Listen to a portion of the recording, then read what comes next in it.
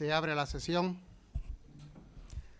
Excelentísimos señores, presidente de honor de esta Real Academia de Ciencias, Artes y Letras de San Dionisio, excelentísimas e ilustrísimos señores académicos, dignísimas autoridades civiles y docentes de nuestra ciudad, representantes del excelentísimo Ayuntamiento, concejal delegada de Urbanismo, Ordenación del Territorio y Vivienda, señoría ilustrísima magistrada de la Audiencia Provincial de Cádiz, delegado del rector de la UCA en el campus universitario de Jerez, presidente del Centro de Estudios Históricos Jerezanos, directora general del Colegio Montaigne, representantes de las entidades benefactoras de esta Real Academia, Fundación Cajasol, Tebasa, Bodegas Williams & Humbert, CaixaBank, Bodegas Jiménez Espínola, amigos de la Academia, familia del nuevo académico de número, señoras y señores, queridos amigos. Hoy, en sesión pública y solemne, como ordena nuestro reglamento de régimen interior, es un día importante en la vida de nuestra academia. Y es importante por cuanto la incorporación de un nuevo académico de número siempre es una grata satisfacción para todo el cuerpo académico. Máxime, como es el caso, cuando el nuevo académico de número lo es en su calidad de correspondiente desde el día 21 de enero de 2020. Y también lo es porque el profesor Aladro viene siendo fiel al cumplimiento de sus compromisos estatutarios, asistiendo con gran regularidad a los actos que se organizan y participando en diferentes ocasiones en ciclos de conferencias estrechamente relacionadas con su profesión, máxima colaboración para todo lo que se le solicita y sobre todo porque es una persona con una actitud positiva ante la vida, rasgo que le define como académico y que tanto valoramos los que le tratamos y frecuentamos. Cedo a continuación la palabra al secretario general de la Academia, ilustrísimo señor don Juan María Vaca Sánchez del Álamo, quien dará lectura al particular del acta en el que consta la elección del nuevo numerario. Tiene la palabra. Con la venia. Juan María Vaca Sánchez del Álamo, secretario general de la Real Academia de San Dionisio de Ciencias, Artes y Letras de Jerez de la Frontera, certifico que, reunida la Junta General Ordinaria de la Real Academia de San Dionisio de Ciencias, Artes y Letras de Jerez, miembro de número del Instituto de Academias de Andalucía y miembro asociado del Instituto de España, el pasado día 22 de febrero de 2024 acordó, por unanimidad, a propuesta de su Junta de Gobierno, nombrar académico de número de esta institución al ilustrísimo señor don José Manuel Aladro Prieto, doctor arquitecto y profesor de la Escuela Técnica Superior de Arquitectura de la Universidad de Sevilla, por su extraordinaria labor docente e investigadora, lo que comunico para conocimientos y efectos en Jerez de la Frontera a 21 de enero de 2025. Está la firma de este secretario general y el visto bueno del señor presidente. Muchas gracias, ilustrísimo señor secretario general. A continuación, invito a los ilustrísimos señores académicos, don Francisco Antonio García Romero y don Bernardo Palomo Pachón, acompañen al recipiendario electo para su entrada en sala. Concedida.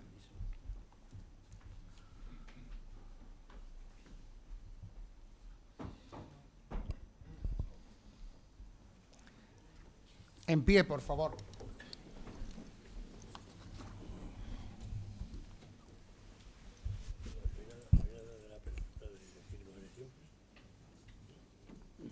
Ya no es la primera.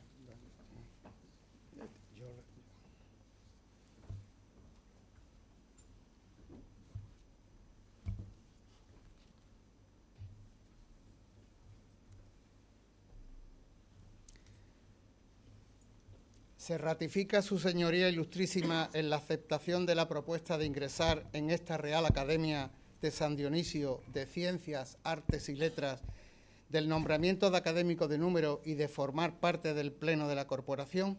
Sí, claro que sí.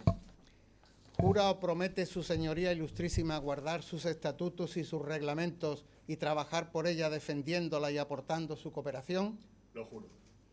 En nombre de la Real Academia de San Dionisio de Ciencias, Artes y Letras de Jerez de la Frontera, confirmamos pública y solemnemente vuestro nombramiento de académico numerario y miembro del Pleno de la misma.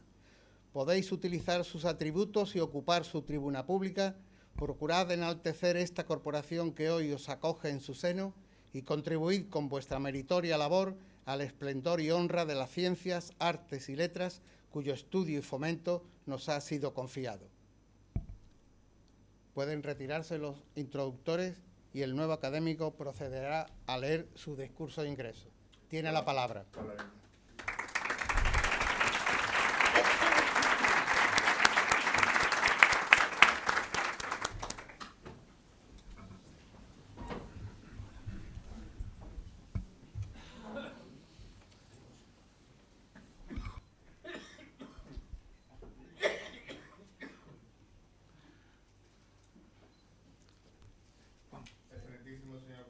Diapositivas. Que hay diapositivas. Ilustrísimo señor secretario,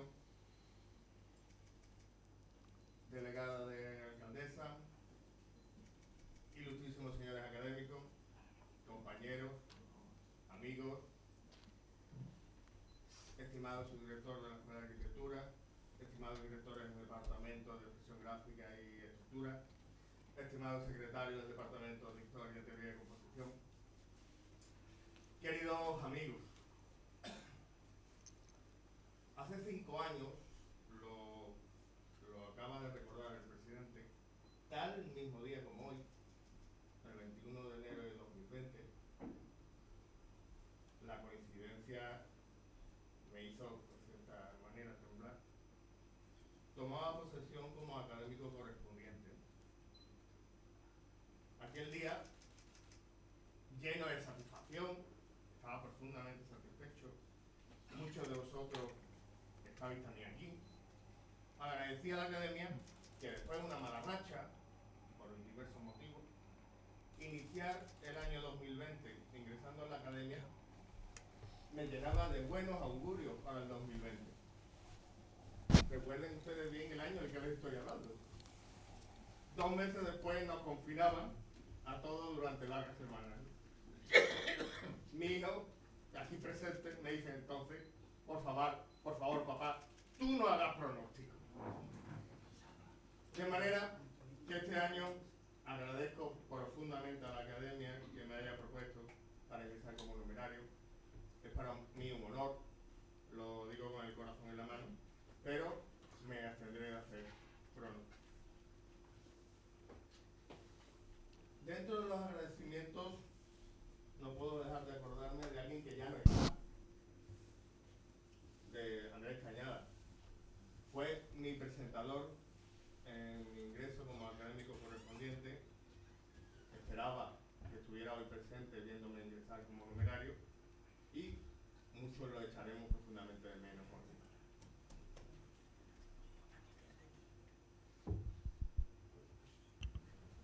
¿Vale?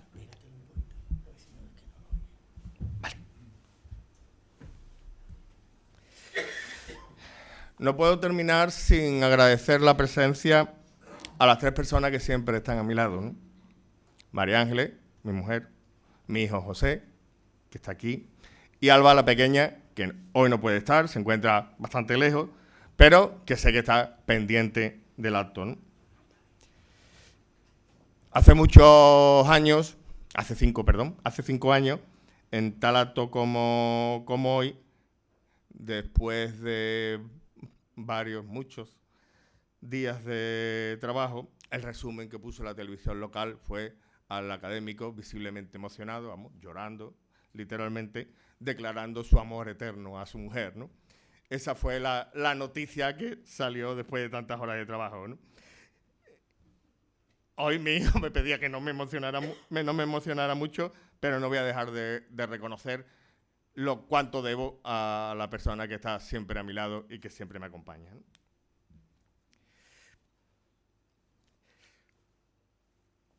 ¿Podríamos apagar la luz? Como saben ustedes, la ciudad de Jerez aspira a la capitalidad europea de la cultura en el año 2031. La organización de este ciclo, que denominado Jerez Siempre, nos ha pedido a los que participamos en el ciclo que, de alguna manera, con nuestra charla, colaboráramos en la construcción o en el apoyo del discurso de la capital cultural. Según la web de programas y ayudas de la Unión Europea, la acción comunitaria Capital Europea de la Cultura tiene como objetivo promover y proteger la diversidad de culturas en Europa, poner de relieve las características comunes que estas comparten, intensificar el sentimiento de los ciudadanos de pertenencia a un espacio común y fomentar la contribución de la cultura al desarrollo a largo plazo de las ciudades.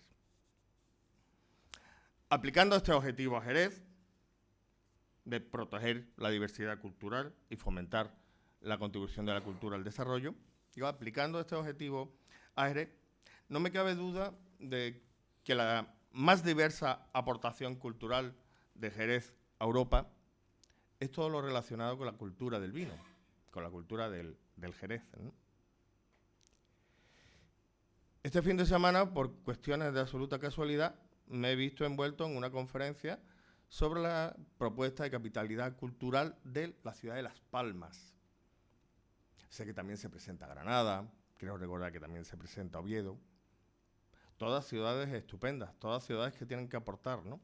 Si hay algo que evidentemente la ciudad de Jerez puede aportar respecto a Las Palmas, respecto a Granada, respecto a Oviedo, es la cultura de un vino excepcional, con un profundo valor y sentido cultural, ¿no?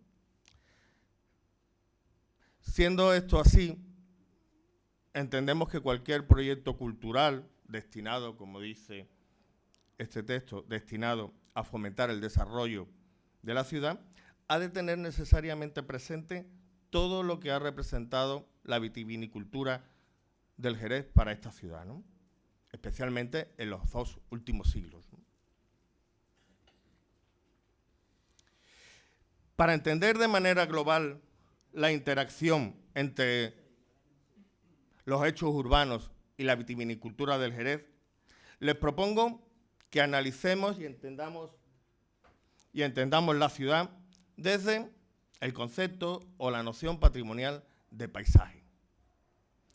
El Convenio Europeo del Paisaje nos dice que es cualquier parte del territorio resultado de la acción y la interacción de factores naturales y humanos.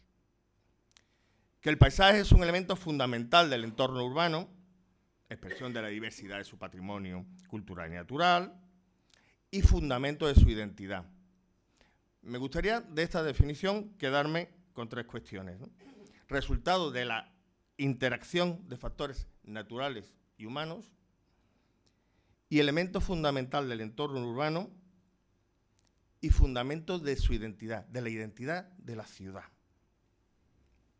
Un año o unos años después de que del Convenio Europeo del Paisaje, la UNESCO acuñó un término específico para la ciudad, que es el término paisaje urbano histórico, que de alguna manera supone la traslación del concepto de paisaje al ámbito de las ciudades históricas, al ámbito de la ciudad, de lo urbano. Siguiendo al profesor Ignacio González Vara, de la Universidad de Alcalá, la aplicación del concepto de paisaje implica entender la ciudad histórica como parte de una realidad urbana más amplia, que es la de la ciudad existente, la ciudad en su totalidad, ¿no? Implica entenderla incluso más allá como parte de un sistema paisajístico de carácter territorial. Esto quiere decir que desde este concepto del paisaje, desde esta aproximación a la ciudad desde el paisaje, se diluyen los límites entre la ciudad histórica y la ciudad contemporánea. Lo que tenemos es una ciudad en la que hay diversos sectores que tienen una historia diferenciada, pero lo que tenemos es una única ciudad, ¿no? Y se entiende desde este planteamiento del paisaje que la ciudad es un fragmento de su propio contexto geográfico y territorial. Y desde ese contexto territorial hay que entenderla. De esta manera, podemos decir, desde esta lectura paisajística, que la ciudad es la suma de diversas cosas, ¿no? Es la suma de las características naturales, topografía, geomorfología, hidrografía del soporte territorial. La ciudad también es el soporte territorial en el que se asienta, ¿no? La ciudad también es los procesos económicos que generaron su desarrollo y transformación. La ciudad son elementos materiales, eso es lo más obvio, ¿no? Las ciudades es su estructura urbana, calles, espacios públicos, edificios, yacimientos arqueológicos, infraestructura, pero la ciudad también son aspectos inmateriales de su patrimonio que están normalmente relacionados con la identidad de la ciudad y de sus ciudadanos, cómo se ha usado históricamente la ciudad, usos simbólicos, las prácticas culturales tradicionales y contemporáneas. Pónganse ustedes, la zambomba. La zambomba histórica y la zambomba contemporánea forman parte, evidentemente, de la ciudad de Jerez, ¿no? Y la ciudad también son las relaciones visuales, interiores y exteriores, desde dentro hacia afuera, desde fuera hacia adentro, y la percepción que de la propia ciudad tienen cada uno de sus habitantes y cada uno de los que se acercan a la ciudad. Yo les voy a contar, evidentemente, mi percepción. Ustedes tendrán una diferente, ¿no? La suma de todas las percepciones también forma parte de la ciudad, ¿no? Cuando se habla de paisaje, esto de la percepción es un aspecto muy relevante, ¿no? Hay una frase de Julián Marías que a mí me parece extraordinaria para definirlo, ¿no? Dice que el paisaje lleva dentro los ojos del hombre. Es decir, que cada hombre tiene su propio paisaje, ¿no? A lo largo de esta charla vamos a emplear como instrumento narrativo descripciones, es decir, la percepción que del paisaje de Jerez nos dejaron ilustres viajeros, pintores, literatos y fotógrafos, ¿no? Por ejemplo, la que nos dejaba el viajero Richard Ford, que dice que la villa, Jerez, se levanta entre laderas cubiertas de viñas, con sus torres moras enjabelgadas, su colegiata de cúpula azul y sus enormes bodegas. Y dice, Jerez es una extensa ciudad mora, mal construida y mal desaguada. No parece que a Richard Ford le gustara mucho la ciudad, ¿eh? Pero sí nos deja dos cosas claras, que es de lo que venimos a hablar. Que se levanta entre laderas cubiertas de viñas y que tiene enormes bodegas, ¿no? La guía del ferrocarril, una publicación para los viajeros, para que los viajeros se entretuvieran, nos deja esta imagen curiosísima. Si miran ustedes la torre, no encontrarán en Jerez una torre similar a esa. Puede ser la de San Miguel, pero evidentemente no se parece en nada a la de San Miguel. La ciudad está en buena medida inventada, ¿no? Pero sin embargo se reconoce perfectamente el perímetro de la ciudad, que son bodegas. Y además, si nos entretuviéramos en mirarlas una por una, están representadas las bodegas reales del contorno de la ciudad, ¿no? Desde este planteamiento paisajístico, lo que buscamos fundamentalmente es extender esta ciudad, ¿no? Y entender la trascendencia que la cultura del vino ha tenido sobre su formación histórica, ¿no? Una ciudad y un paisaje que evidentemente no es solo el fruto de la relación entre el vino y la ciudad, pero sin duda es lo que ha singularizado a la ciudad a lo largo de su historia, ¿no? Jerez, ciudad de los viñedos. Esta frase corresponde al francés Antoine Latour y en su brevedad me parece una acertadísima descripción de la ciudad, ¿no? Una expresión que es casi un oxímoron. Ciudad y viñedo, en la misma frase, resulta bastante opuesto, ¿no? Pero que expresan con precisión la íntima relación de la ciudad de Jerez con el soporte territorial.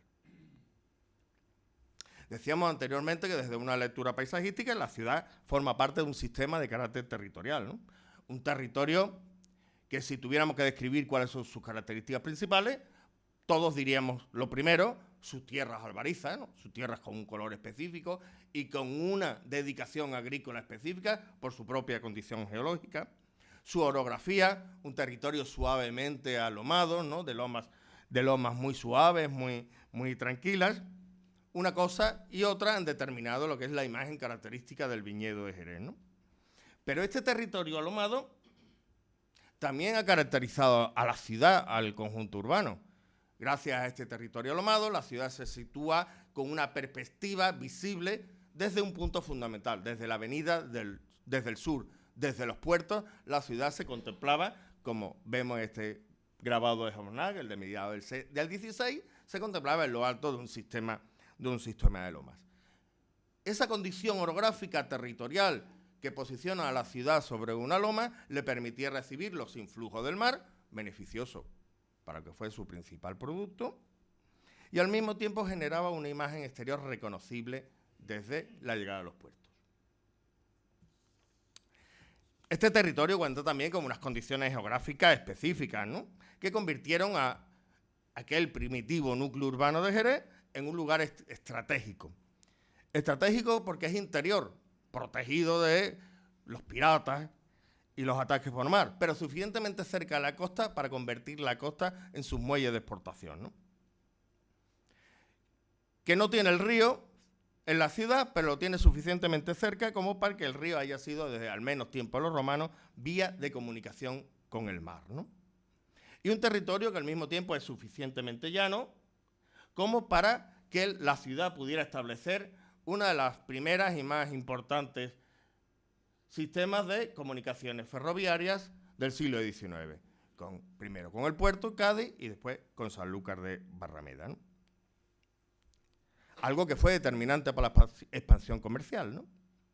De manera que este territorio que estamos describiendo, con estas condiciones, va a entrar en resonancia con la ciudad gracias a un sistema productivo específico, la vitivinicultura del Jerez, ¿no? Una vitivinicultura que, a diferencia de lo que ocurría en otras comarcas, unifica la ciudad y el campo, los convierte en un sistema integrado único. Integrado desde el punto de vista funcional, empresarial y, desde luego, simbólico. Desde un punto de vista funcional, porque todos sabemos que en las casas de viña, o sea, en el campo, además, lógicamente, de cuidar la fase agrícola, de cuidar la uva, se producía también el inicio de la fase industrial. Esa es la casa de viña, en el campo, donde se pisa la uva y se obtiene el mosto, ¿no? Mosto que rápidamente era trasladado a la ciudad, donde se producían los procesos industriales de crianza y comercialización, ¿no? Esta maravillosa imagen de Pereira parece que está intentando describir lo que yo cuento, ¿no? El mosto todavía en el campo, pero ya mosto camina hacia la ciudad que se ve al fondo, ¿no? El mosto, el vino, es el elemento de conexión entre el territorio y la ciudad, ¿no? Esta unión entre campo y ciudad se produce también a nivel arquitectónico. Eso que ven ustedes, los dos de arriba, las dos fotos de arriba son bodegas, las dos de abajo son casas de viña. Si no fuera porque tenemos el viñedo delante, yo les podría haber dicho lo contrario y también sería factible, ¿no? La casa de viña y la bodega son edificios diferentes, desde luego, pero los dos responden a un mismo modelo arquitectónico. Son contenedores casi neutros, resueltos con una tecnología constructiva muy básica, la misma en ambos casos, pero adaptada métricamente a las necesidades espaciales de cada tipo de edificio, ¿no? Además, como decíamos, esta integración se produce también a nivel empresarial. Desde finales del siglo XVIII, las nuevas empresas vinateras fueron conformándose como estructuras verticales propietarias de la viña y también propietarias de la bodega urbana, ¿no? Hay una descripción maravillosa que nos proporciona Caballero Bonal en su extraordinaria novela En la casa del padre, ¿no? Probablemente el mejor texto literario para entender la sociedad jerezana bodeguera, ¿no? El protagonista o el patriarca de la saga protagonista, Sebastián Romero Bárcenas, tenía planificado lo que tenía que hacer para convertirse en parte de esa élite industrial. Lo primero era su formación. Y para ello, nos cuenta la novela, se adiestró en las varias artes de la vinicultura. De la briega en las bodegas y en las viñas, pasó al departamento comercial. O sea, aprendió el campo, aprendió lo necesario sobre el campo, aprendió lo necesario sobre la fase industrial y sobre la fase comercial, ¿no? Pero, además, estableció todo un proceso de adquisición. Tenía que comprar una bodega de almacenado que disponía de óptimas soleras, tenía que comprar una fábrica de destilación y una tonelería. Hasta aquí la fase industrial. Y siguió con la compra escalonada de 2 viñas en terreno de Albariza. El proceso de integración vertical de todo el sistema productivo que Sebastián Romero Bárcena tenía muy claro que tenía que conseguir, ¿no?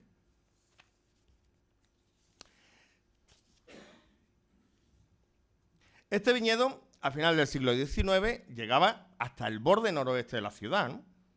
Así se reconoce en el plano de 1897, o sea que es el plano posterior a la Filosera. Fíjense ustedes cómo la ciudad está rodeada en buena parte del perímetro por viñas, pero de forma todavía más evidente se ve en esta imagen fantástica tomada desde lo que sería el recreo de Vallesequillo, ¿no? Lo que estamos viendo aquí es el barrio antiguo de Vallesequillo, Mundo Nuevo, con las bodegas que colmatan prácticamente todo el barrio. Pueden ver ustedes en la imagen que las viñas llegaban hasta la misma tapia de las bodegas.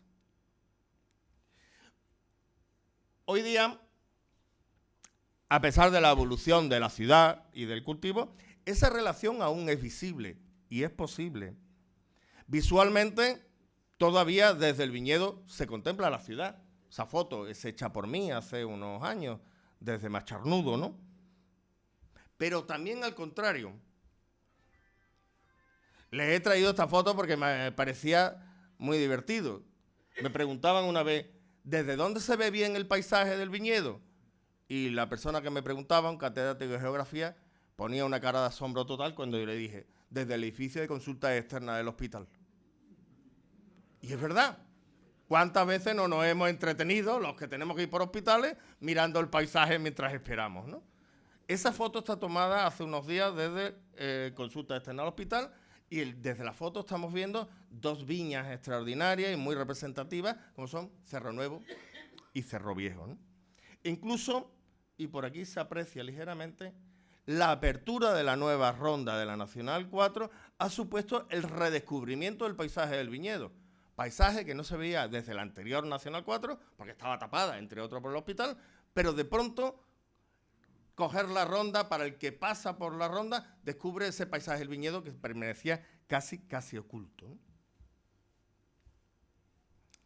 Un paisaje que en esta lectura integradora que proponemos se convierte, como hemos visto, en expresión del propio sistema económico que lo generó, ¿no?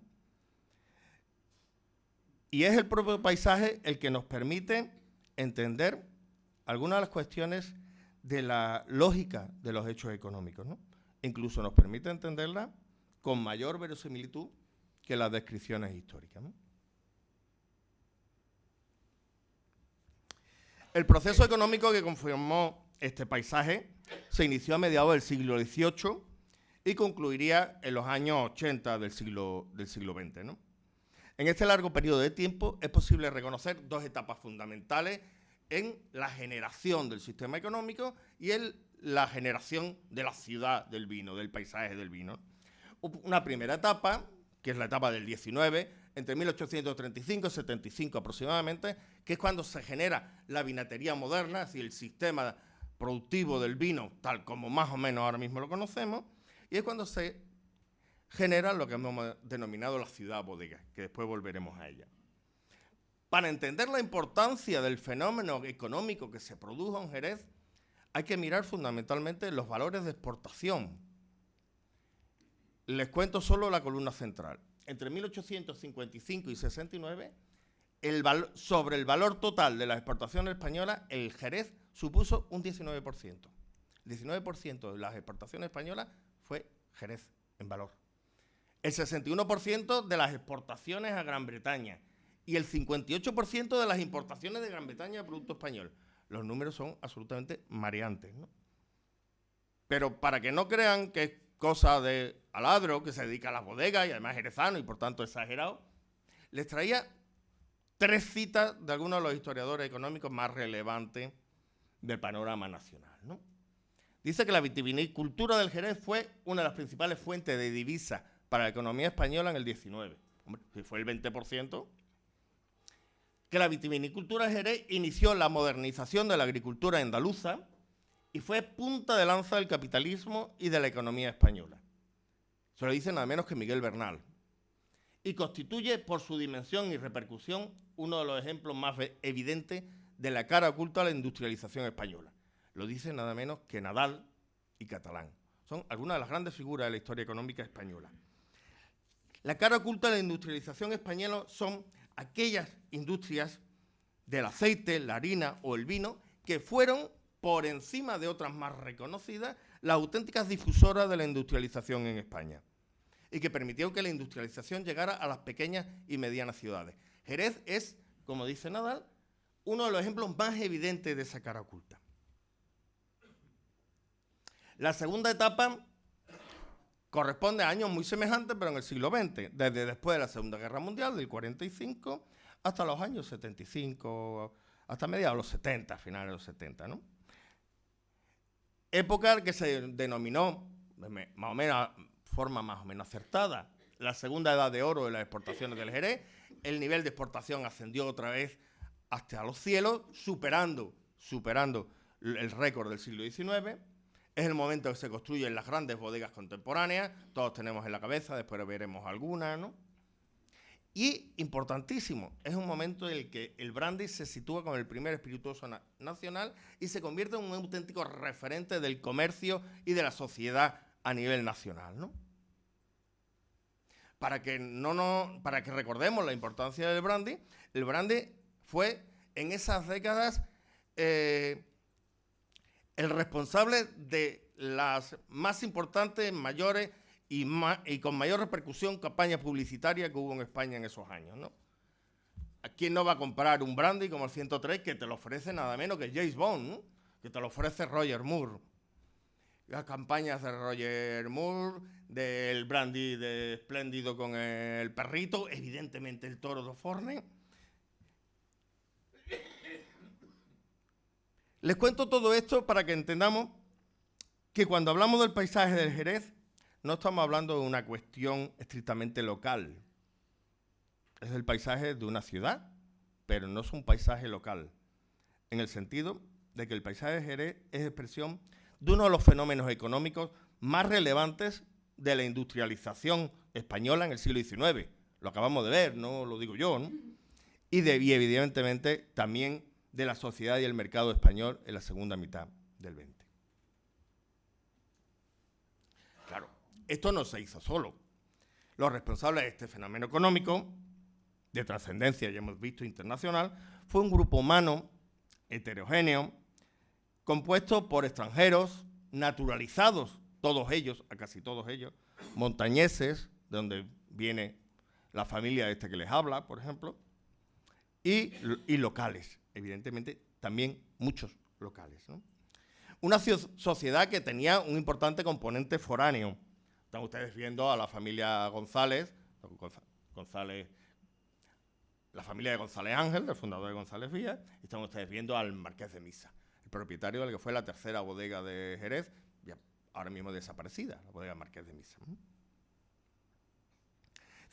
Una sociedad con un importante componente foráneo, pero, y esto va a ser muy, muy importante para la ciudad de Jerez, a diferencia de lo que sucedió en otros territorios con importancia de industriales foráneos, Río Tinto, por ejemplo,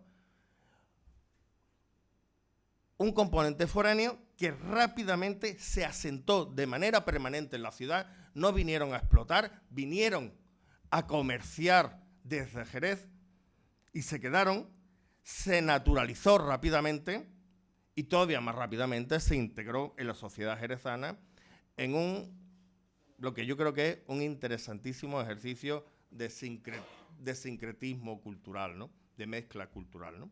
Una burguesía que era anglófila, y lo vamos a ver después, ¿no? Que educaba a sus hijos con nannies británicas, algunas son muy famosas, y los enviaba a Inglaterra a estudiar, pero al mismo tiempo disfrutó de la cultura jerezana, se integró en la cultura jerezana y rápidamente incluso casó y se integró con la más rancia, de mayor abolengo, aristocracia jerezana, ¿no? Pero a pesar de los tópicos, extraordinarios tópicos, ¿no? Continuamente el señorito jerezano es algo con lo que todavía, a pesar del tiempo que ha pasado, seguimos conviviendo, ¿no? A pesar de los tópicos, fue una burguesía de una indiscutible modernidad comercial y empresarial, ¿no? Con un extraordinario afán de progreso, ¿no? Basta recordar que gracias a esta burguesía, pues Jerez contó con el primer proyecto de ferrocarril a nivel nacional en los años 20, que no se llegaría a ejecutar, con la primera línea de 1854, la primera línea andaluza, que funcionó. Fue la primera ciudad en tener alumbrado eléctrico junto a Haro, la gran ciudad vinatera de La Rioja, las dos vinateras, y una burguesía que incorporó a todos los procesos del mundo del vino, incorporó la máquina de vapor, ¿no? Esta imagen fabulosa, preciosa de las bodegas Marqués de Pisa, tiene usted 5 chimeneas humeantes a finales del siglo XIX, ¿no?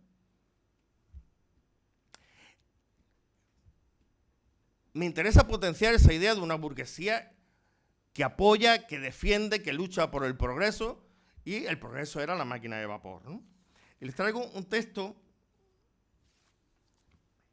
de Manuel Marián González, que envía al ayuntamiento como respuesta que el ayuntamiento le negaba la licencia delegada, entonces también negaban licencia, le negaba la licencia para poner una chimenea.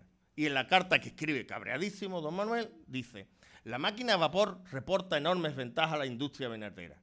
Nuestro país permanece tan atrasado por no aflojarse las trabas y ligaduras que a la industria encadenan. ¿Quién no ve por doquier centenares de chimeneas en el opulento Londres? Nos vemos tan distantes con relación al tiempo de la capital de Inglaterra como lo está de ella San Petersburgo. Y termina diciendo: por esa causa se ha hecho moda decir que Europa acaba en los Pirineos. Su defensa del progreso lo lleva a esta exaltación contra el ayuntamiento, ¿no? Esta voluntad de modernización, que fue cierta, contrastará, sin embargo, con otras actitudes y comportamientos más de carácter aristocrático, especialmente a partir de los años 60. Les decía que era una burguesía que realizó un sincretismo absoluto con la sociedad local, ¿no? De nuevo, Sebastián Romero Bárcena, el de la novela de Caballero Bonal, nos lo explica. Dice: buscó una casa lo suficientemente llamativa y una esposa, hija unigénita de un encumbrado industrial, la burguesía ya sabemos, que casó entre ellas, que amén del título de conde de Malcorta, terminaría aportando bodegas de crianza y fincas rústicas. Es decir, la casa, el matrimonio y el título eran 3 elementos simbólicos del estatus alcanzado, ¿no? La casa se va a convertir fundamentalmente en la mayor expresión de ese estatus, ¿no? Ya en las décadas finales del siglo XVIII se van a construir en la ciudad de Jerez sus más importantes palacios barrocos, en torno a los años 70. Buena parte de esos palacios barrocos van a ser construidos por impulso de ya industriales bodegueros. El Palacio de Marqués de Montana, después de Aladro, después de Domé, lo impulsó el bodeguero Marqués de Montana. El palacio la casa Palacio de Menchaca, posteriormente de Rivero, los dos bodegueros, o esta casa al principio de Tornería, donde vivió el gran protagonista del 18 bodeguero jerzano, Ory, el francés Ory. Posteriormente, a lo largo del siglo XIX, se van a ir incorporando muchas otras casas palacios ya de corte neoclásico, ¿no? En una estructura social como la del Jerez, en que los límites entre la familia y la empresa son casi inexistentes, la familia Domé y la empresa Domé prácticamente no tenían solución de continuidad, ¿no? En esta situación, decíamos, en que familia y empresa forman parte de lo mismo, las viviendas de los propietarios industriales también forman parte del propio sistema productivo del Jerez y, por tanto, son un elemento trascendental del paisaje del Jerez, ¿no? Estas nuevas viviendas de bodegueros van a tener una especial trascendencia urbana en la transformación de la periferia de la ciudad, ¿no? En este plano precioso de principio del siglo XX refleja un conjunto de fincas ajardinadas en el entorno de la ciudad. Vean ustedes por aquí, ¿no? Un conjunto de fincas ajardinadas, El Retiro, Valle Sequillo, situadas en esa primera periferia, en las que se van a instalar en su mayoría, a partir de los años 60, un conjunto de viviendas suburbanas dotadas con amplios jardines y huertas, ¿no?, en las que habitan en primera o segunda residencia algunas de las más ilustres familias vinateras, ¿no? Los Quintana, los Barter, el Retiro de los Isasi, el Requeró Vallesequillo, que fue de los Gordon, la Hacienda Garbey, Brochetón, el Palacio Palmartín, que conocemos, el Requeró de las Cadenas, o la Atalaya, ¿no? Son un conjunto de construcciones que van a modificar la imagen de las distintas entradas de Jerez. Antes, cuando se llegaba a una ciudad, lo primero que se reconocía era una ermita, un humilladero, la de las Angustias, la de la Albarizuela. Estas casas van a transformar el acceso a la ciudad, el paisaje de llegada a la ciudad, y sin duda son el origen, todas estas viviendas son sin duda el origen de la ciudad-jardín que ocupa hoy gran parte del sector norte de la ciudad. Piensa que toda esta zona de aquí es lo que hoy en día consideramos como el Cuco, y es toda la ciudad-jardín, ¿no? Sevilla tardó varias décadas en alcanzar este nivel incipiente de ciudad-jardín a lo largo de la Palmera en el entorno del 29. Entonces se está produciendo en Jerez en los años 60, ¿no? Además de sus casas, la estructura empresarial y social bodeguera sería la responsable de una amplia gama de edificaciones, algunas derivadas de la propia trascendencia del negocio. El Banco de España, situado en la Alameda del Banco, es un ejemplo de eso. En otras ocasiones relacionadas con la actividad social de esta burguesía, ¿no?, como la sede del Casino Jerezana, impulsada por Manuel María González, o la sede del Club de Jockey, ¿no? Ambas, tanto casino como el Club de Jockey, directamente relacionadas con las costumbres de influencia británica que conducirían a que Jerez tuviera de manera muy temprana en España canchas de tenis, o que la primera referencia a un partido de fútbol de la que se tiene constancia en España fue en Jerez, descubierto muy recientemente por Florido, ¿no?, aproximadamente 4 años antes de aquella primera referencia mítica en Huelva, ¿no? En ese partido se enfrentaron los miembros del Jerez Cricket Club, o sea, tenía club de cricket, también en Jerez, ¿no?, el deporte británico por excelencia. Se enfrentaron los miembros del Jerez Cricket Club contra los marineros de un buque que estaba atracado en Gibraltar, ¿no? Así lo cuenta el periódico, ¿no? Y cuando concluyó, que esto es lo que yo les quería contar porque me parece maravilloso, cuando concluye el partido de fútbol, que era una cosa británica muy moderna, se le ofreció a todos los asistentes un magnífico espectáculo de acoso y derribo. Es decir, el fútbol, el deporte británico de caballero no sé cuánto, unido a la tradición más arraigada en Jerez del gran deporte del acoso y derribo, del gran deporte del hombre del campo, ¿no? Otros edificios son fruto de la propia actividad inmobiliaria de las empresas vinateras, en este caso con carácter publicitario, como el Gallo Azul, ¿no? Todos estos edificios, que evidentemente responden a la existencia de una burguesía industrial, de un negocio vinatero, se han convertido hoy en día en elementos emblemáticos del paisaje interior de la ciudad, ¿no?, sin lugar a dudas, ¿no? Claro está que los industriales no pisaban las uvas ni llenaban las botellas, ¿no?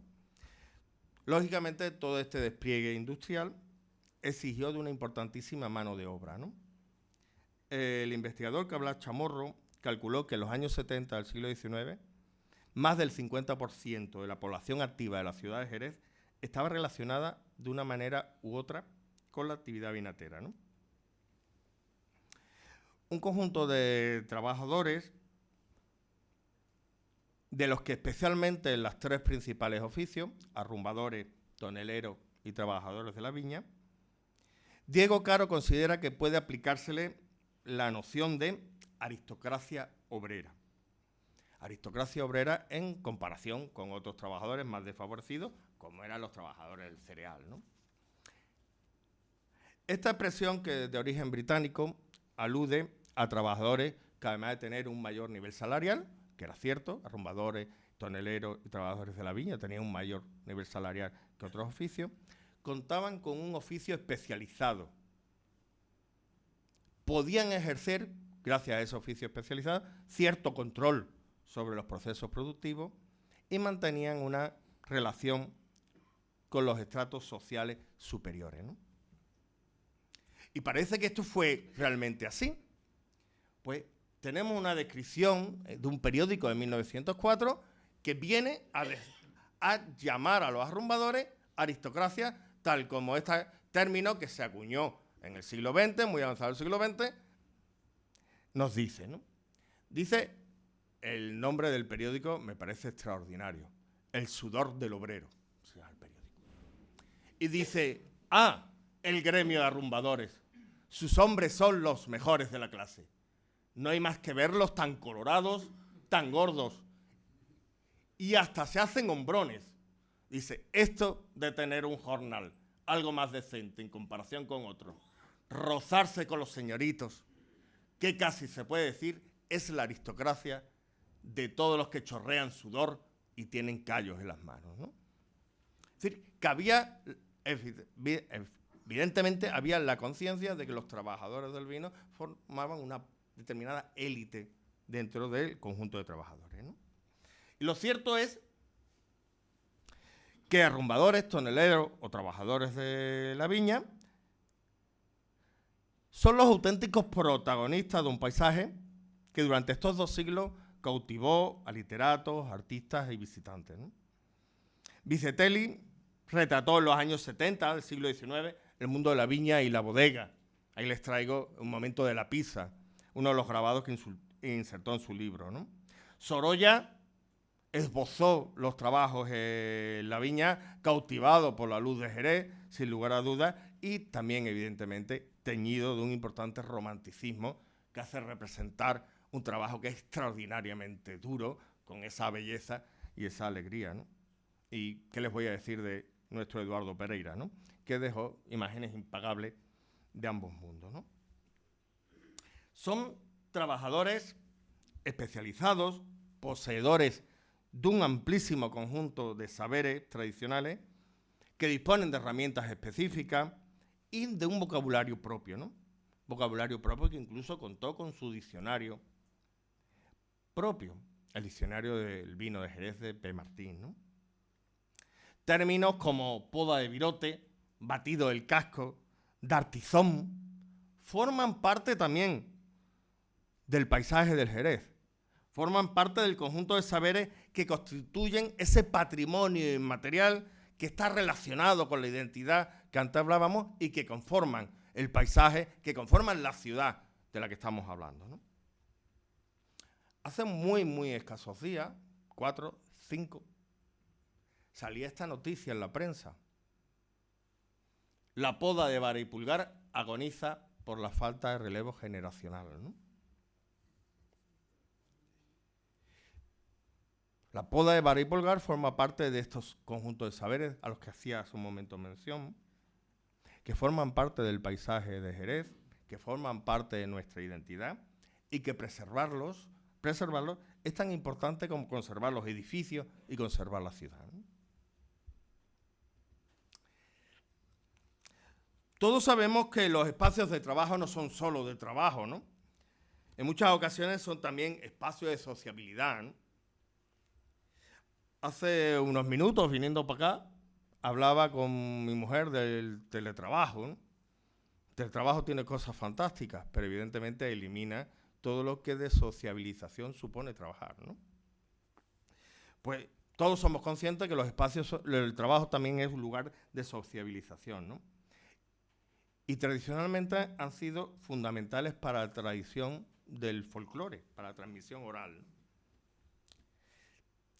En este sentido, el maestro Manuel Ríos Ruiz, maestro en todas las cuestiones de flamencología, ¿no?, considera que las más antiguas expresiones del cante en Jerez hay que buscarlas en los largos atardeceres campesinos, en las gañanías, los almijares y los sombrajos, ¿no?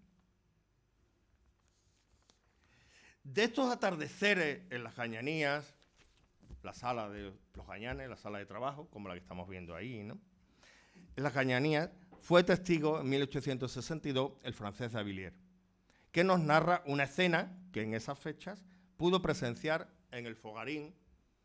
El Fogarín es la gañanía de una casa de viña. En el Fogarín de una casa de viña, dice: un buen mozo que cantaba con voz lenta y gangosa. El virtuoso se entregaba en su guitarra, rasgueando con el revés de la mano las 6 cuerdas de su instrumento. Los oyentes marcaban el compás con talonazos y palmas.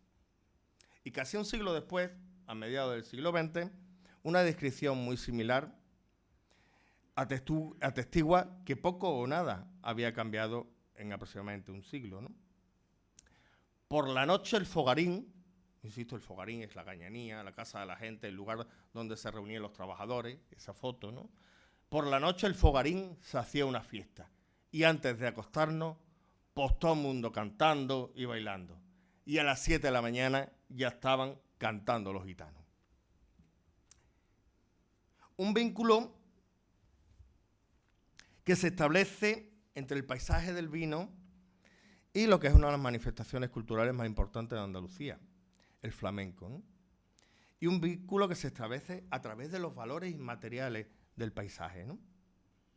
Tanto es así, tan de verdad, no soy conocido de este tema, ¿no? Pero tanto es así que la investigadora Estela Zatania considera que la pérdida del flamenco en Cádiz capital, debe estar relacionada con la ausencia, por motivos obvios, de estas reuniones en fogarines y gañanías. Carece de campo, carece de gañanías, ¿no? Un vínculo que se mantiene hoy en día en la Feria de Jerez, evidentemente, y de todas las ferias de Andalucía, pero que se mantiene de manera muy singular y casi casual en aquellas bodegas reutilizadas como peñas flamencas, ¿no? En concreto es la de Antonio Chacón, ¿no? Así como conocemos la vivienda de los patronos, poco sabemos de la vivienda obrera, de la vivienda de los trabajadores del vino, más allá de lo que conocemos de la vivienda tradicional jerezana, ¿no? No es hasta principios del siglo XX cuando encontramos una de las primeras promociones residenciales, como diríamos hoy, relacionado con los trabajadores, directamente con los trabajadores del vino, ¿no? Es el pequeño barrio obrero, 10 casitas, barrio obrero de Tempul, situada junto al zoológico de Tempul, ¿no? Inaugurada en 1904 y promovida por los hermanos Isasis, los propietarios de la bodega Isasis y compañía, ¿no? No será de verdad hasta mediados del siglo XX, después de la Guerra Civil, cuando la construcción de viviendas para la clase trabajadora adquiera un desarrollo real, ¿no? Teniendo en gran medida como destinatario, pues, a los trabajadores del vino, que era la clase trabajadora que tenía capacidad para acceder a esas viviendas, ¿no? En su promoción participó, desde luego, de forma muy importante el propio municipio, pero también participarían algunas empresas e instituciones del vino, ¿no? En 1945, el Sindicato del Vino impulsaría el llamado entonces Grupo Nuestra Señora la Merced, la actual barriada de la Vies, ¿no? Su construcción se demoraría hasta los años 50, pero el proyecto del sindicato es del año 45, ¿no? Algunas de las empresas, entre ellas Pedro Domé, llevarían a cabo varias promociones residenciales para sus trabajadores, ¿no?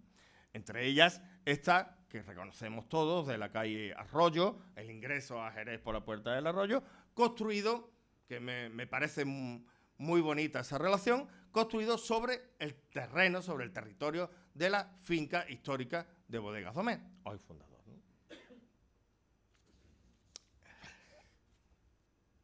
Perdón.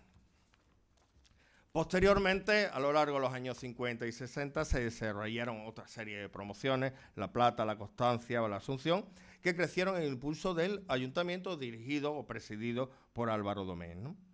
En la segunda mitad del siglo XX, la vivienda obrera será la gran protagonista de la expansión de la ciudad y de la construcción de su nuevo paisaje urbano.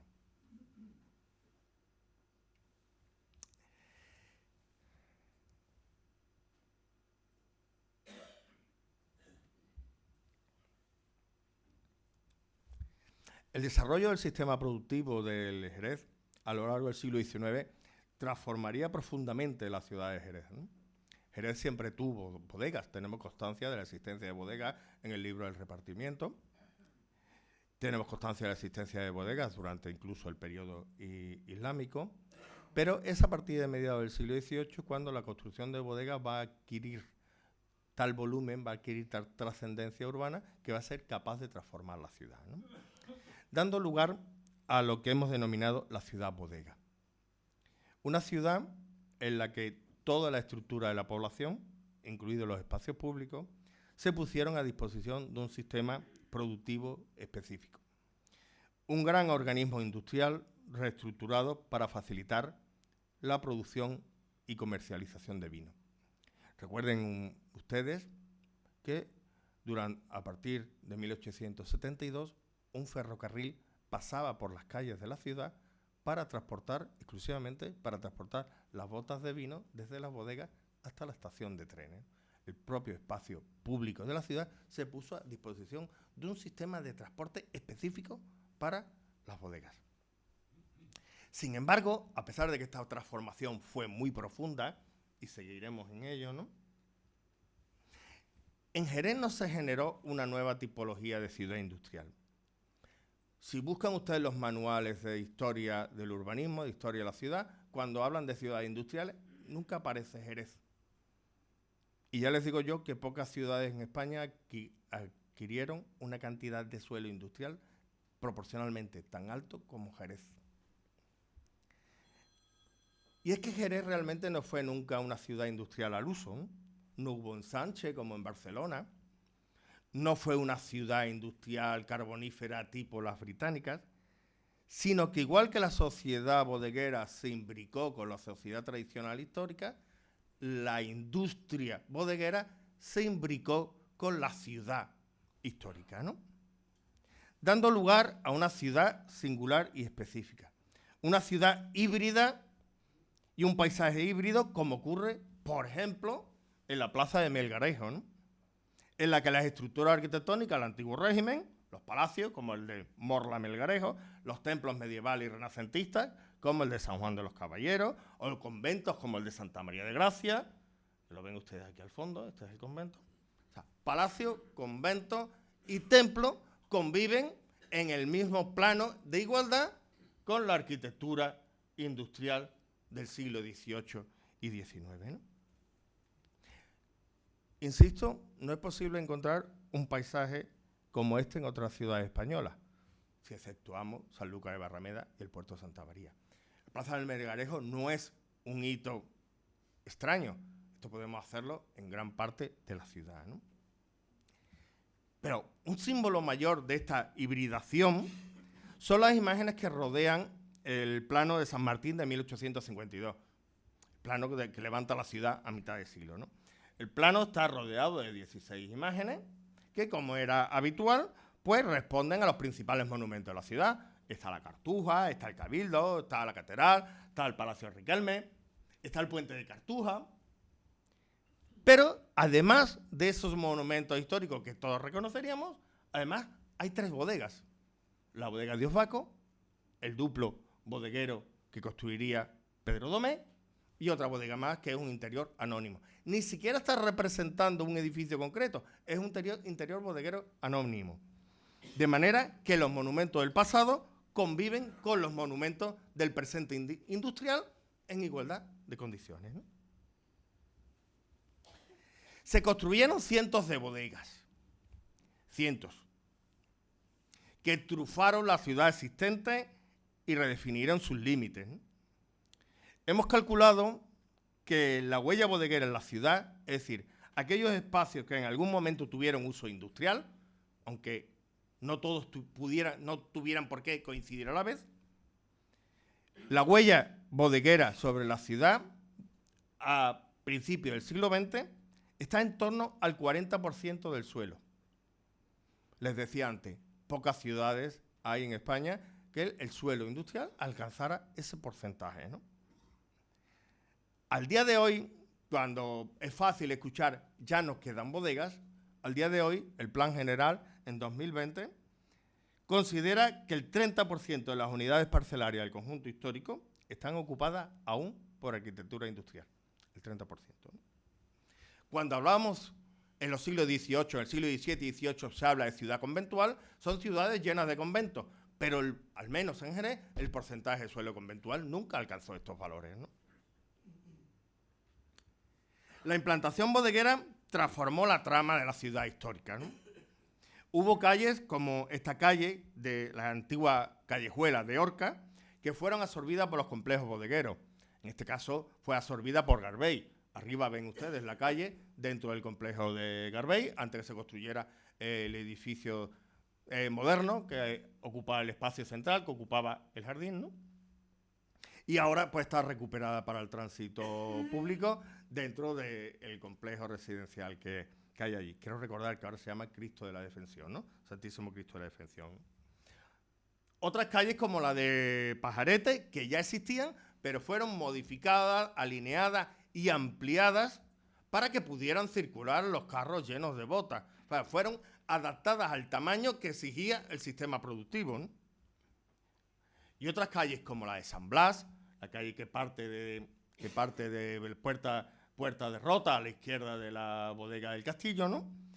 Otra calle como esta, como esa Blas, fue trazada en el siglo XVIII, trazada con la construcción de bodegas y que además guarda en su espacio, en su centro, un espacio central extraño, una especie de rotonda casi circular, cuya explicación no es otra que ese espacio circular, que es del siglo XVIII, y ahí se conservan los elementos que atestiguan su historicidad, ¿no?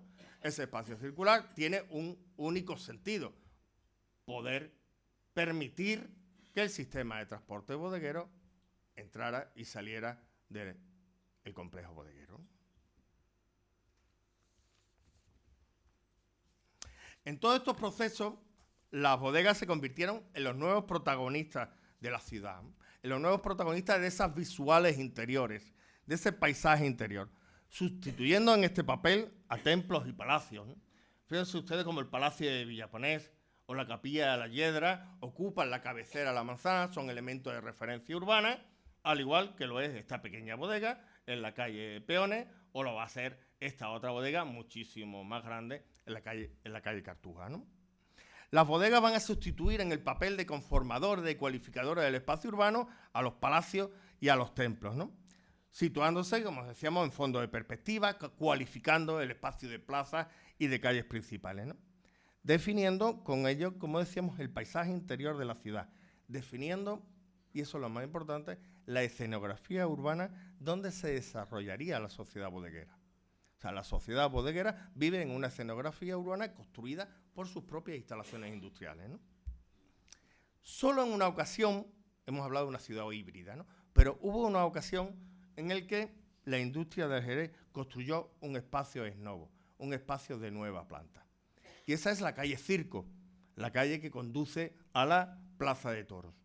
En un proyecto de ensanche o un plan especial de urbanización, se trazó la calle de acceso a la Plaza de Toros y se vendieron todas las parcelas para la construcción de bodegas.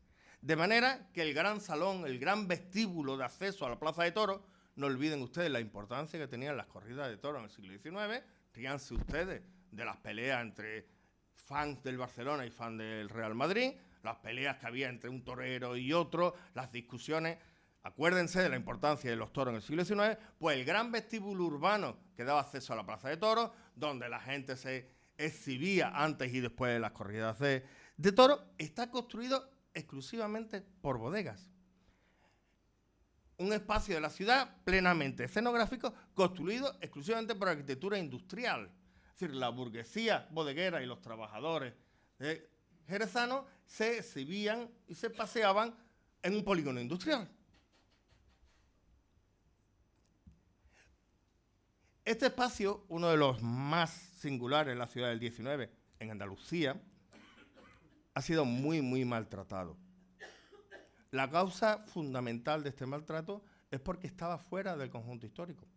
Cuando se trazó la línea que definía el conjunto histórico, que definía la ciudad a proteger, la Plaza de Toros y su entorno quedó fuera. En esa división entre ciudad histórica y contemporánea, este quedó fuera, era contemporáneo y por tanto pudo ser maltratado. Una lectura global de la ciudad busca evitar estas situaciones y que no olvidemos entender que la ciudad es única, que es una entidad única e indivisible por muchas líneas que tracemos, ¿no? En el perímetro de la ciudad se situaron, lógicamente, los grandes conjuntos bodegueros, que dentro no cabían, ¿no? Grandes manzanas que contaron con bodegas, tonelerías, almizcate, antiguas calles, jardines, ¿no? Manzanas, y eso es lo que más me interesa a mí, manzanas que representan sobre todo una forma específica y singular de construir ciudad. Los grandes complejos bodegueros definieron una ciudad distinta, una ciudad específica, una ciudad de grandes manzanas, muy grandes en algunos casos, una ciudad de tapias, de vacíos interiores, de jardines ocultos.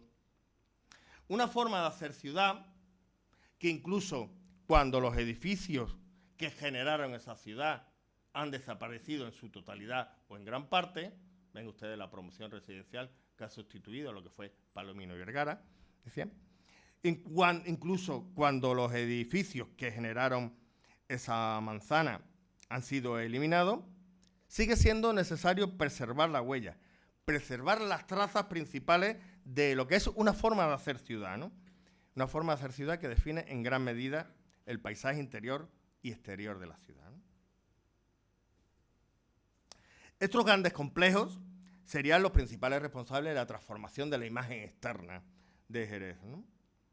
La cara sur de la ciudad, esa imagen que antes veíamos en el grabado de Heburnagel, de una ciudad montada sobre las lomas, una ciudad asomada a los caminos que llegaban de los puertos, esa imagen de la ciudad hacia el sur será la principal receptora de la nueva imagen exterior, ¿no?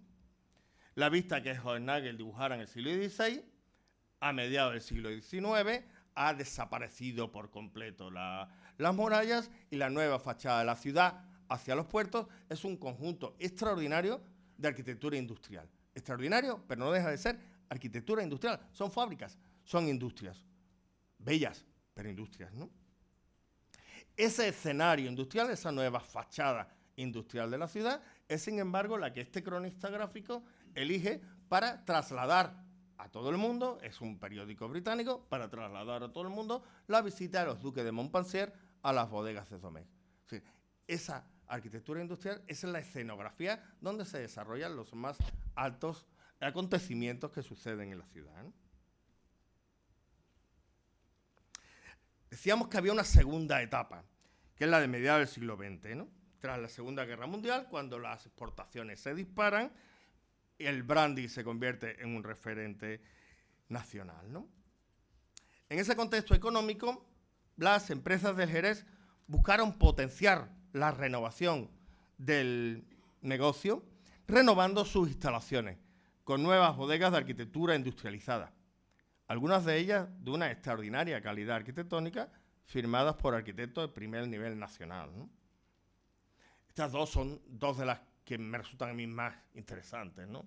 La bodega de Miguel Fisac. Miguel Fisac en ese momento está situado, podríamos decir, entre los arquitectos de más reconocido prestigio en España, cuando construye la bodega Bellavista para Garbey, que recuerdo haber visitado con mi tío, que está aquí en segunda fila, pues debía estar casi recién terminada, recuerdo haber visitado Bellavista.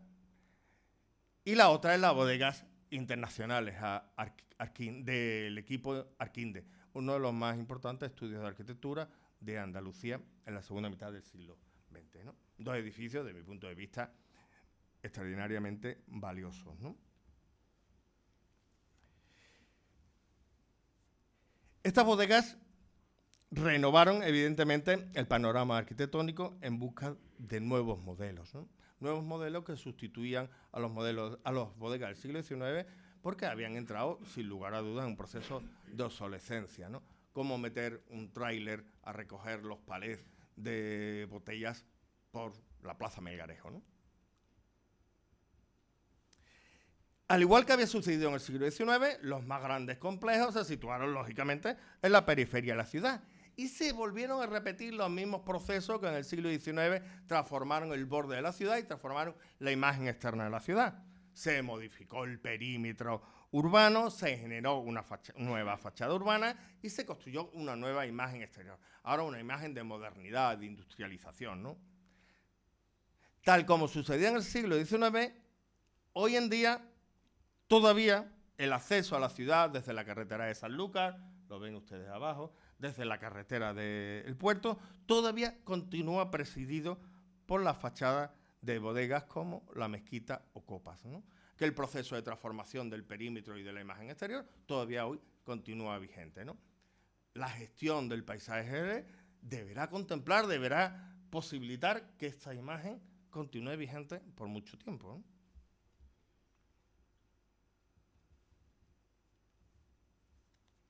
Hemos hablado de viviendas obreras, de viviendas industriales, de edificios relacionados con la actividad social de esos industriales, evidentemente de muchísimas bodegas. A todas estas construcciones acumuladas a lo largo de 2 siglos, a mediados del siglo XX, además, vendría a sumarse un amplísimo desarrollo del sistema publicitario, ¿no? Que convertiría el espacio público de la ciudad en el lugar de representación de las empresas bodegueras, ¿no?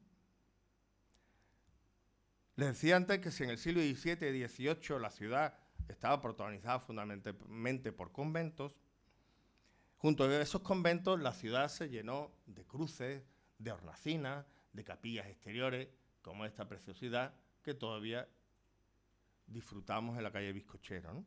Esa ciudad convento, esa ciudad conventual, además llenó su espacio urbano de representaciones, de símbolos de la religión. Decíamos cruces, retablos, capillas, hay muchas por ahí todavía, ¿no?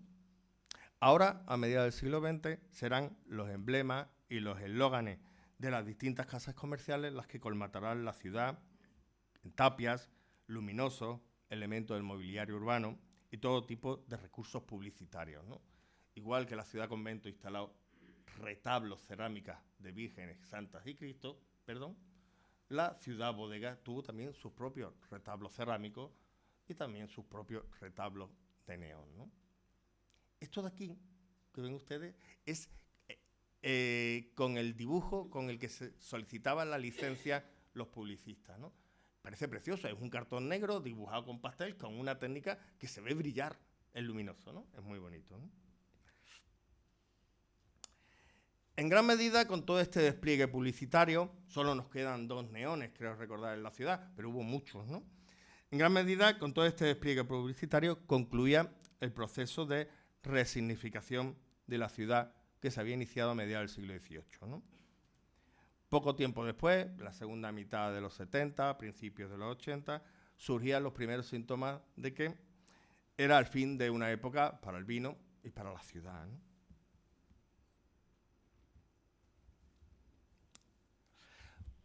Bodegas y casas de viña, como hemos visto, son los protagonistas arquitectónicos del paisaje del Jerez, ¿no? Sin embargo, ya lo sabemos, hoy día, tanto unas como otras, pues sufren un problema de obsolescencia, de abandono. Muchas han desaparecido. La pérdida de su sentido industrial, sin embargo, no ha mermado para nada su valor cultural. Cada una de estas casas, cada una de estas bodegas, constituye hoy en día un recurso de la memoria cultural de la sociedad jerezana, ¿no? Cada una de estas casas, cada una de estas bodegas, ¿no? Cada una de ellas es un monumento. Ya sé que el término monumento difícilmente lo aplicaríamos a la arquitectura industrial. Ya sé que difícilmente aplicaríamos el término monumento a una bodega. Pero entiendo y defiendo que cada una de estas bodegas, cada una de estas casas de viña, es un monumento en el sentido etimológico de la palabra. El diccionario español etimológico nos dice que monumento es un objeto o documento histórico y proviene del latín monumentum, memoria, que a su vez proviene de monere, recordar. Cada bodega, cada casa de viña es un documento histórico que nos permite recordar y entender cada uno de los acontecimientos, personas, oficios y acciones que constituyen la historia de Jerez y del Jerez en estos 2 últimos siglos, ¿no? La conservación de esta memoria de memoria construida, documentos construidos, no es, sin embargo, incompatible con la resignificación de los edificios, no es incompatible con reutilizarlos. La reutilización de las bodegas es, al contrario, imprescindible, ¿no? Pero su transformación debe ser capaz de preservar la memoria industrial de la ciudad y al mismo tiempo mantener sus cualidades y valores arquitectónicos, urbanos e identitarios, ¿no? Las bodegas, como hemos visto, son edificios interesantes, pero son sobre todo los elementos que configuran, definen, singularizan, cualifican nuestra ciudad. O sea, sus valores son arquitectónicos, pero son sobre todo urbanos y sobre todo identitarios, ¿no? Cada una de esas bodegas nos habla de lo que somos, de lo que hemos sido, de dónde venimos. Y supongo que significan la esencia de lo que queremos ser, ¿no?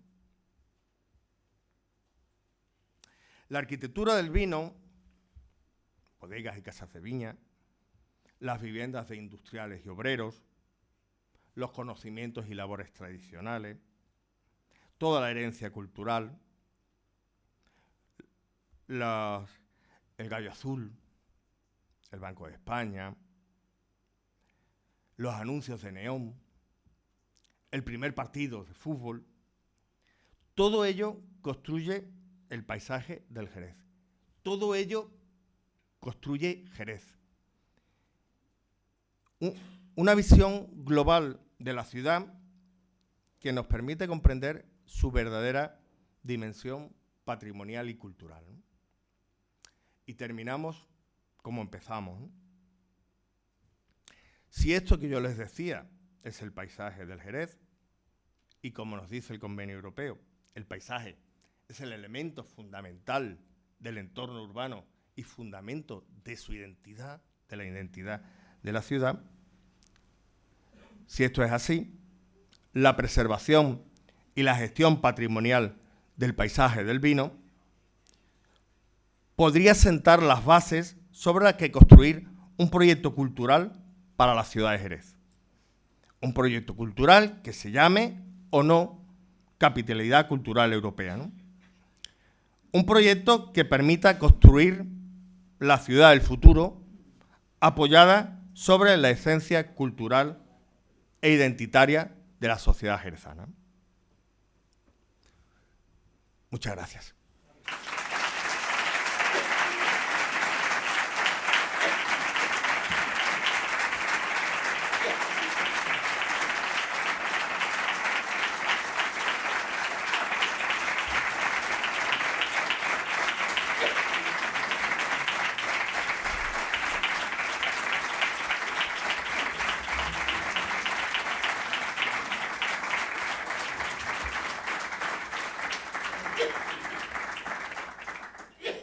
Muchísimas gracias.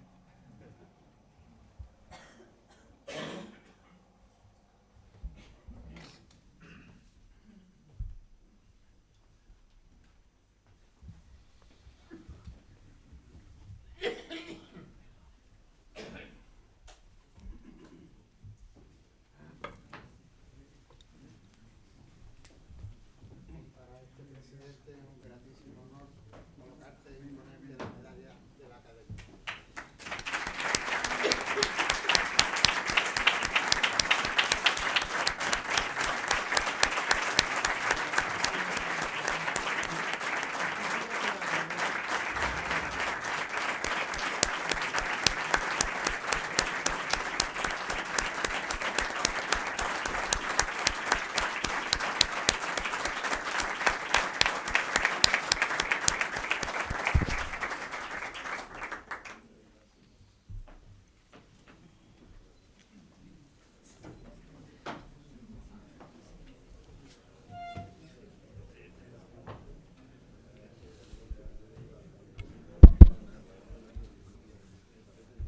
Para la preceptiva contestación al discurso de ingreso, cedo la palabra al ilustrísimo señor don Eugenio Vega Jeán, académico de número de esta Real Academia y miembro del Centro de Estudios Históricos Jerezanos.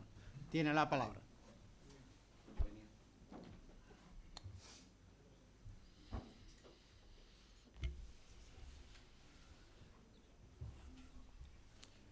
Excelentísimo señor presidente, excelentísimos señores presidentes de honor, ilustrísimos señores académicos, presidente y miembros del Centro de Estudios Históricos Jerezanos, amigos de la Academia, autoridades sociales, culturales, políticas, señoras y señores, ilustrísimo doctor don José Manuel Aladro Prieto. Una madre espera jubilosa la llegada de un hijo querido en su domicilio de la calle Consistorio el 21 de enero de 2025. Así, la Real Academia de San Dionisio recibe, dichosa, a un nuevo académico de número. La liturgia es significativa, sencilla, solemne, natural e íntima, emotiva y a la vez única y periódica. Este acto que aquí nos congrega es cemento y hormigón, por supuesto armado, de una ya vetusta institución que descansa sobre el fermento cultural y la avidez de conocimientos en muy diversos niveles, tanto geográficos como disciplinares, en la inquietud científica y profesional que construye un futuro académico asentado en unos pilares globalizadores que son la tradición, el arte, el empirismo y el progreso. Ya que la academia es ese ente vivo que permanece y evoluciona, se revitaliza en sus hijos y construye desde la diversidad más democrática su propia historia. En este desarrollo evolutivo de la institución novecentista que se integra en la posmodernidad de las generaciones postreras, hay hitos, hay reseñas, figuras singulares y vocaciones trascendentales.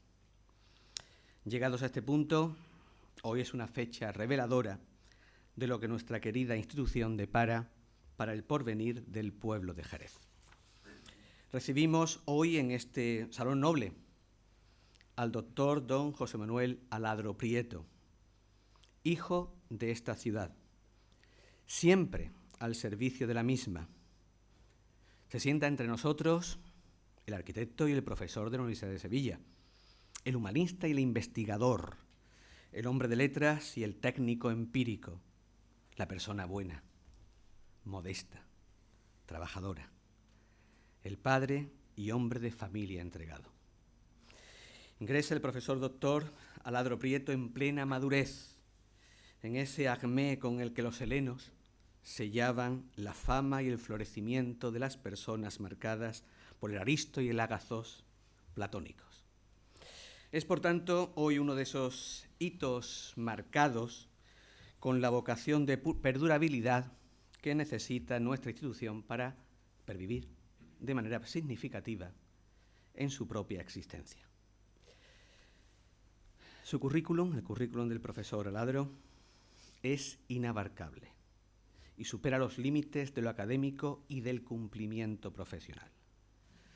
Profesor del Departamento de Historia, Teoría y Composición Arquitectónicas, forma parte del grupo de investigación Transhumancias, Hábitat, Salud, Patrimonio, Tecnología y Arte, y ha participado además en varios proyectos en los que se integran evolución histórica e interacción con el medio socioeconómico en los ámbitos regionales y nacionales.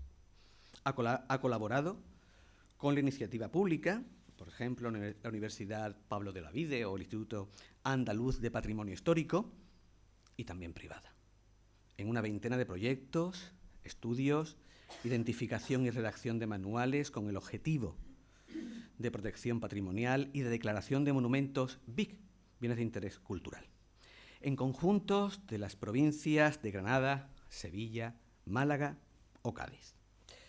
Ponente en más de 40 cursos, congresos, ciclos de conferencias y encuentros en Andalucía, Cádiz, Sevilla, Málaga o Granada, España, Madrid, Santander, Badajoz, Valladolid, Alicante, La Coruña o Pamplona, y en otros internacionales, Portugal, Grecia, Italia, República Checa, Hungría o Azerbaiyán. Ha dirigido 4 tesis doctorales, ha publicado 6 libros, tiene 35 capítulos en otras tantas monografías y 20 artículos en revistas especializadas, pudiéndose afirmar que el doctor Aladro Prieto es actualmente una autoridad y el referente del análisis de la conformación de la ciudad industrial y del nuevo espacio rural durante la contemporaneidad en la Baja Andalucía, sin que podamos olvidarnos de otros muchos aspectos evolutivos y técnicos, tanto arquitectónicos como urbanísticos, que don José Manuel Aladro, como estudioso y polímata, ha desarrollado a lo largo de su carrera. La ponencia con la que nos ha deleitado hoy, esta tarde-noche de hoy, de industrial a cultural, paisajes para una capitalidad cultural, recoge, por un lado, el anhelo institucional de su Academia de San Dionisio por servir a la ciudad y colaborar con nuestros medios y fortalezas en la consecución de la capitalidad cultural, y en el secular empeño de nuestro profesor y académico, enamorado de Jerez, conocedor como pocos de sus estructuras milenarias, de la cerca murallas andalusí, de sus históricas collaciones como entes autónomos pero integrados en los distintos procesos de desarrollo, crecimiento, recesión y expansión de los limes tradicionales en los distintos periodos evolutivos, de esos elementos estructurales generadores de núcleos poblacionales, cruces de caminos, puestos militares, comerciales, administrativos o puntos de producción, o de la evolución socioeconómica de los distintos ejes físicos sobre los que se asienta la URBS. Contemplando el desarrollo geourbano de la centenaria teoría de los lugares centrales del alemán Walter Christaller, el diálogo que se produce entre la economía, especialmente la agropecuaria, la política y la cultura, genera una realidad dinámica, transformadora y omnipresente en la fisonomía de un patrimonio configurado por lo material y lo espiritual, por lo integrado y por lo importado, por lo asumido y por lo innovado. Son espacios de la memoria. Si utilizo esos términos que hemos escuchado aquí hoy, que son términos conceptuales que desarrolló el profesor Aladro Prieto precisamente en aquel primer aula de Historia de Jerez que organizó el Centro de Estudios Históricos Jerezanos hace ya 3 lustros. Como digo, esos espacios de la memoria que están en el Jerez monumental que hoy contemplamos. Es la esencia de Jerez. Esta esencia se impregna en la red de calzadas romanas, en las villas esclavistas y productoras agronómicas, en los puertos fluviales y marismeños, en los controles aduaneros o geografía sacra paleocristiana, precedentes de las alquerías andalusíes y de la Medina omeya almohade, que están fosilizadas en nuestras huellas ciudadanas. El mudéjar indígena dialoga con el gótico gálico-cisterciense de la Casa de Borgoña, de los Fernando, los Alfonsos, los Enriques y algún Pedro. Y en la dinastía de Trastámara, de los Enriques, Juanes y de Isabel, la reina católica.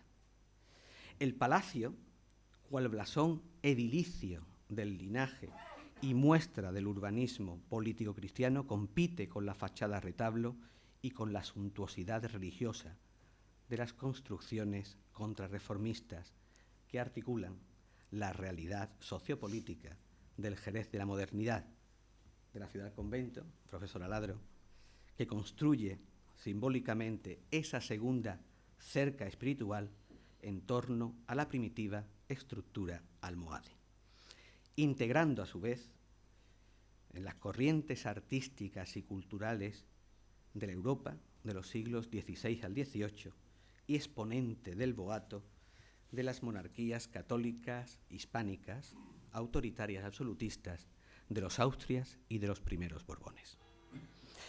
Porque los excedentes agropecuarios marcaron el ADN de Jerez, que hacía mover el entramado económico de este enclave entre los dos grandes estuarios del sur del viejo continente, con vocación colonizadora en la global monarquía hispánica y annona, granero, en el hinterland de la Magna Hispalense y de la cabecera del Reino de Sevilla, capital metropolitana de las Indias Occidentales.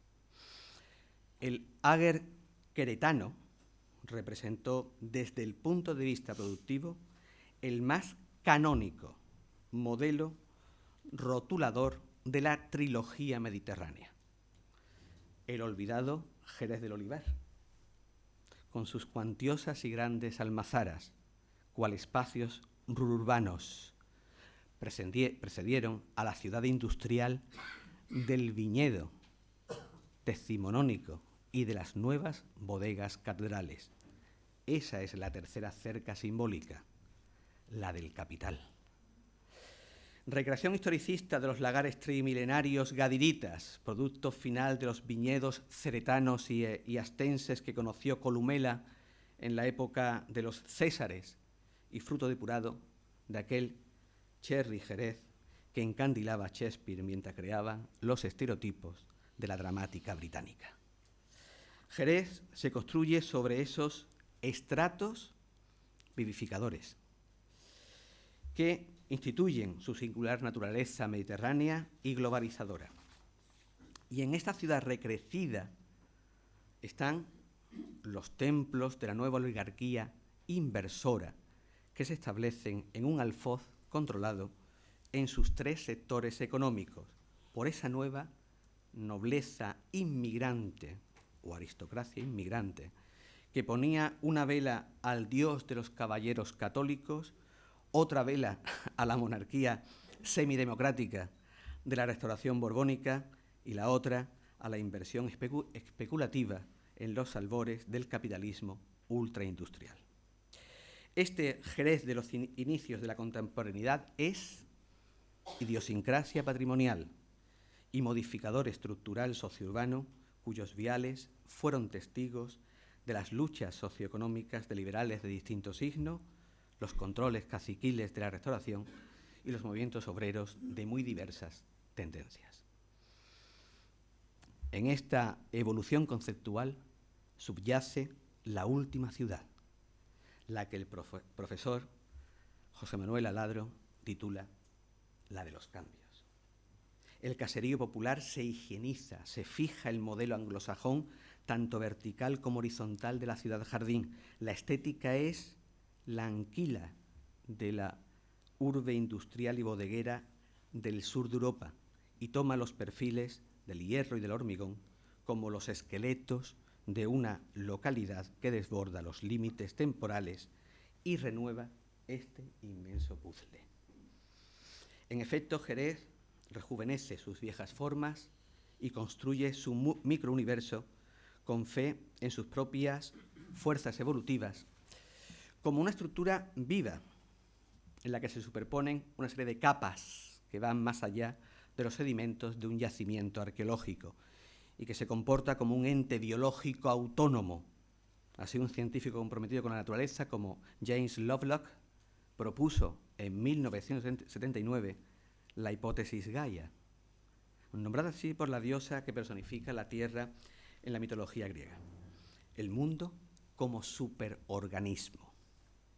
Un arquitecto como Aladro Prieto entiende mejor que nadie que las estructuras constructivas necesitan del concurso de los seres vivos para subsistir.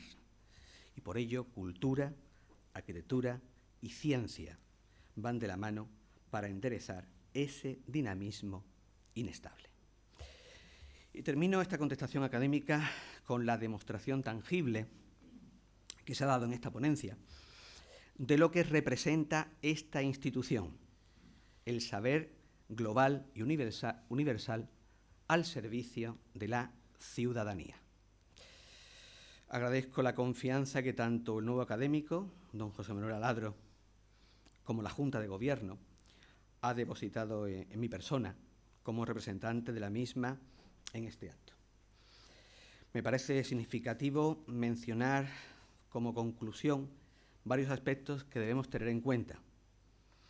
El sitio que ocupo, como representante de la Academia, hubiera correspondido a nuestro recordado secretario de honor, ilustrísimo señor don Andrés Luis Cañadas Machado, que hubiera apadrinado con un especial cariño y esmero los pasos que don José Manuel Aladro hubiera dado en nuestra docta institución. La falta de don Andrés Luis la suple modestamente quien les habla, el cual tiene hacia el conferenciante ese afecto, ese profundo afecto que nació en las aulas del Centro Lasaliano de la calle Antona de Dios y que se acrecentó con esa especial unión que me enlaza con su preciosa familia. Y en tantos y tantos proyectos compartidos desde que hace casi 2 décadas ya se produjo el ingreso del doctor Aladro Prieto en el Centro de Estudios Históricos Jerezanos, precisamente bajo mi presidencia entonces.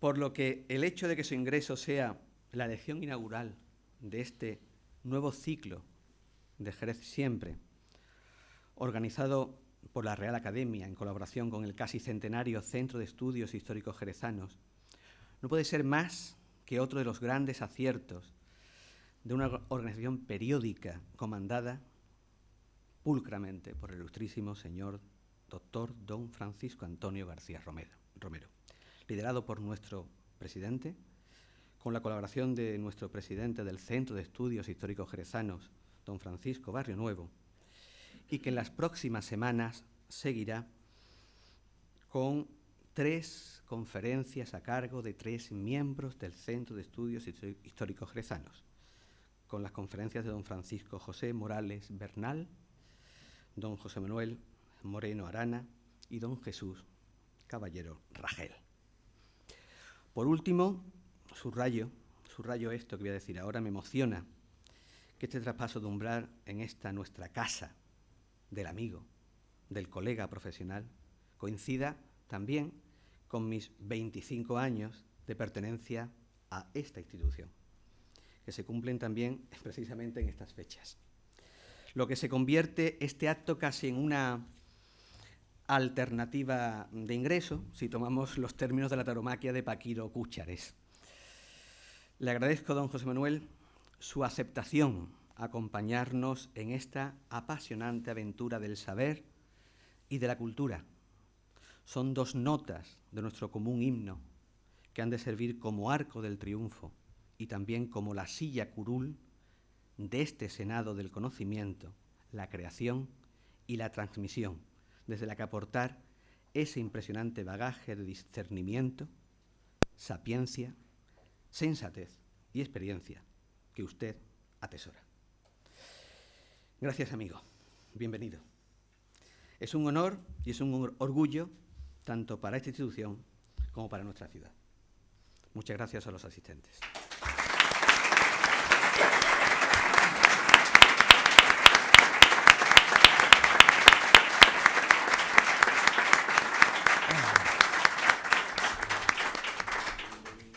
Muchas gracias, ilustrísimo señor, por una contestación inteligente y culta a la que estamos acostumbrados los que habitualmente asistimos a los actos que organiza la Academia y donde con frecuencia participas, tanto como ponente como presentador de los conferenciantes. Y siempre con un sello del ingenioso y agudo escritor que también en madurez hoy distingues a esta Real Academia. Para finalizar la sesión, quiero agradecer la presencia de las autoridades que nos acompañan, a los excelentísimos e ilustrísimos académicos, a los miembros del Centro de Estudios Históricos Jerezanos, los benefactores y amigos de la Academia, a la familia del profesor Aladro y a todos los que hoy nos distinguen con su asistencia, y les emplazo para el próximo martes, día 28 de enero, a las 19:30 horas, a la conferencia que dentro del ciclo Jerez Siempre impartirá don Francisco José Morales Bernal, doctor en Estudios Lingüísticos y Literarios, profesor de Enseñanza Secundaria de la Junta de Andalucía, bajo el título Aportaciones de Jerez de la Frontera al Humanismo Español. La presentación estará a cargo del ilustrísimo señor don Francisco Antonio García Romero, vicepresidente de Letras de esta Real Academia y miembro del Centro de Estudios Históricos Jerezanos y coordinador del ciclo Jerez Siempre. Sin más consideraciones, se levanta la sesión. Muchas gracias a todos.